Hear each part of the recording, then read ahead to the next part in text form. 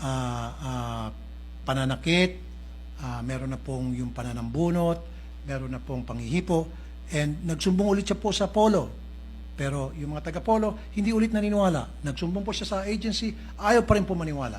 Kasi nga po, nagdadagdag lang daw yung ating OFW, baka na homesick lang daw at gusto na umuwi. Sabi pa nga sa kanya na pupunta-punta ka dyan para maghanap buhay, hindi para magtamad-tamaran at maging malungkot.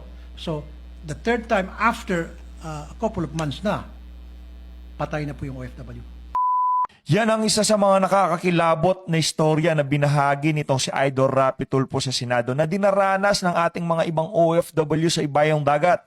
Kaya naman mga kababayan, yung ibang mga senador talagang nabulaga sa linahad nitong si Idol Rapi Tulfo. Pero bago po natin panoorin yung pagsagot nitong si Idol Rapi sa mga tanong nitong si Senator Coco Pimentel, kung bago lang po kayo sa PH Update, huwag nyo pong kalimutang i-like, pakilike na lang po ng ating video para lagi po kayong updated. At pakiclick ang bell notification button para naabisuhan po kayo pag may bago tayong upload. Hayun na nga no mga kababayan, nakakakilabot ang sinapit ng isa sa ating mga OFW sa pagtatrabaho niya sa ibayong dagat. Kaya naman mga kababayan, laking pasalamat ng iba nating mga senador dito kay Idol Rapi Tulfo dahil panigurado talagang mapapangalagaan ang kapakanan ng ating mga OFW. Para sa buong detalye mga kababayan, heto na po si Idol Rapi Tulfo. Pero ako medyo na-worry din ako dun sa nung kayo po natanong ni ang ating majority leader on the common problems of OFWs, was it the majority leader or Senator Cayetano,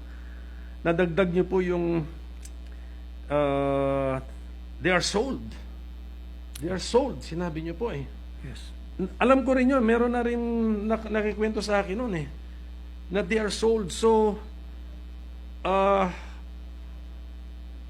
meron ba tayong mga missing na mga kababayan na registered no OFW now missing? Because hindi na natin alam. Because when you are sold, you are not, that is not registered anymore. So yun. So meron ba tayong sitwasyon po na ganyan? Do we have any idea of how many of our OFWs are sold, have been sold, and how many have been recovered, and some are no longer accounted for? So far, we don't have that record, Madam President, Mr. President, and Senator Coco Pimentel. Kasi ang nangyari po, kapag sila po ibinenta sa isang amo, from one amo to another, kuminsan up to 3 amo, pag pinagsawaan na po siya, siya po ibinabalik din doon sa original amo. And then yung original amo kasi tinatawagan ng counterpart at isinusurrender din later on, matapos po siyang pagsawaan na para bang basahan, matapos po siyang magasgas at hindi na siya kailangan, pagod na, matanda na yung ating OFW, matanda meaning sobra na pong gasgas yung kanyang pagtatrabaho, hindi niya na kaya, then pinababalik din po siya sa kanyang dating amo at yung dating amo ibinabalik siya sa counterpart agency para madala sa embahada natin. Okay, that is a humane ending to a bad and sad story. Pero I am sure hindi lahat ganyan ang ending.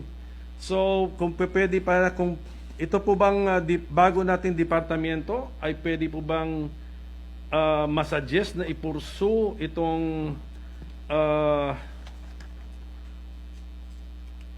itong nakalista ko number 5 na common problems of the OFWs, because sa exchange po natin na nabanggit po yun. So posible kaya yun na Madam President, Mr. President, that this new department can pursue that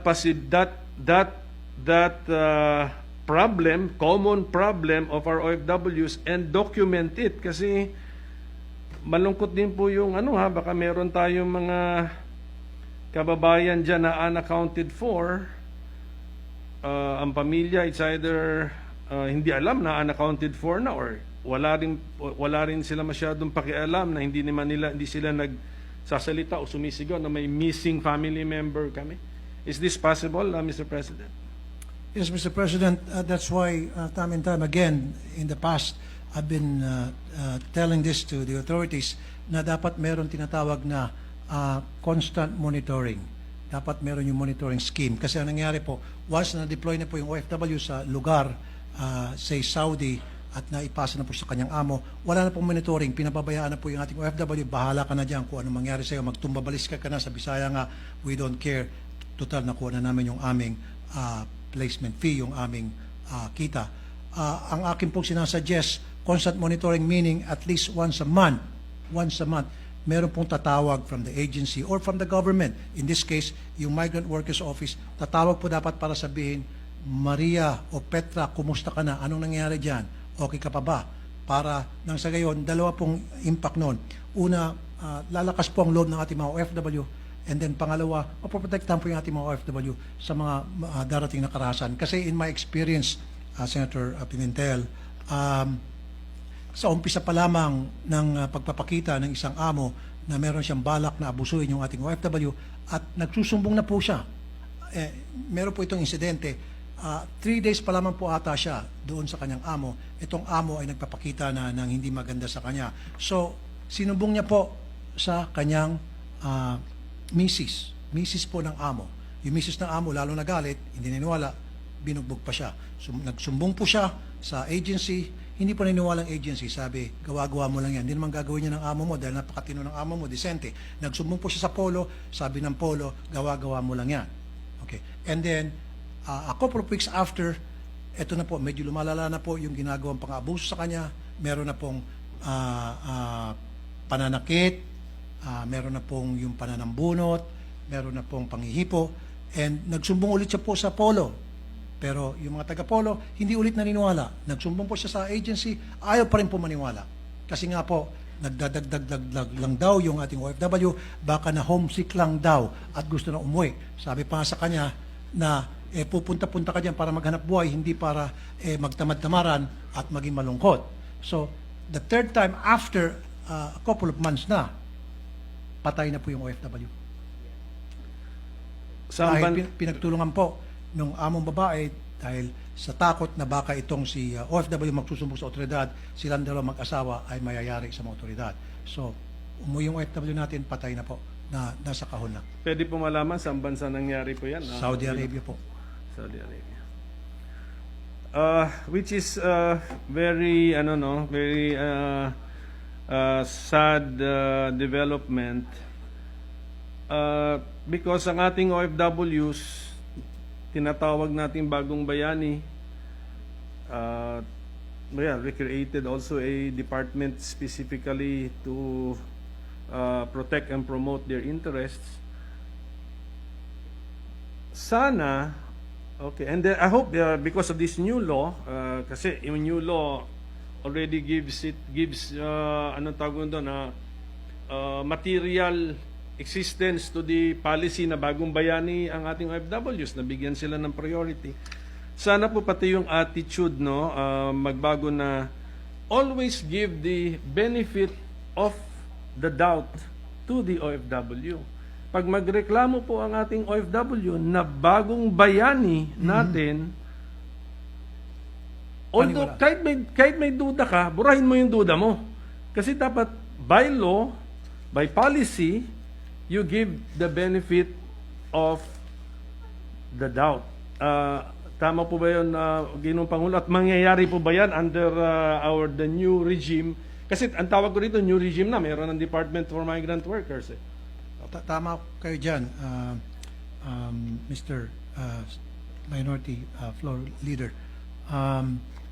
Ito po yung sitwasyon. Una, sabi ko nga po, kulang po tayo sa monitoring. Kung meron sana constant monitoring, hindi po sana nangyari karamihan sa mga sumbong nakarating sa akin na kahindik-hindik. Pangalawa po, ito pong bagong tinayong Department of Migrant Workers at meron po silang Migrant Workers Office na kung saan tatawag po yung mga nagsusumbong 24/7 kung meron po sa kanila na abuso.